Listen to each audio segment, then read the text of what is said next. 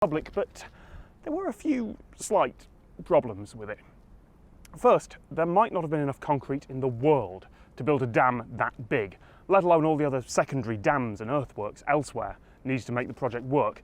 And Zergel didn't want to build the dam here, where the Strait of Gibraltar is narrowest. No, he wanted to build it about 30 kilometres that way, making it much, much longer. It would have needed to be 300 metres high, and the foundations would be 2.5 kilometres wide. But those are practicalities, right? Humanity could probably overcome that with enough effort and enough political will. Not that there would have been enough political will. The people on the Mediterranean coast would be, let's say, rather disappointed that they now lived inland, perhaps hundreds of miles from the sea. Venice and Genoa, the folks there were particularly unhappy with that. The plan was popular in his native Germany, but not particularly outside. And as for Africa, well, it's the early 20th century, their opinion apparently didn't matter. It wasn't so much a merging of Europe and Africa as an attempt at assimilation.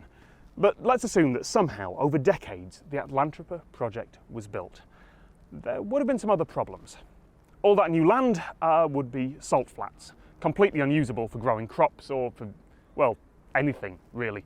And although Zergel couldn't have known it at the time, some meteorologists now reckon that the project might have diverted the Gulf Stream, sending temperatures plunging in most of Europe and ending local agriculture as we know it.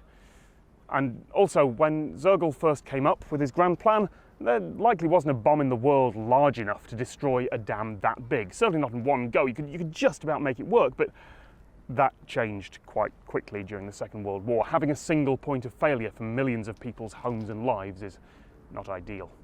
Zergel died in 1952, and any hope of the project died with him after he'd spent a lifetime promoting it, but his idea lives on in science fiction, and as a testament perhaps, not to how big we can actually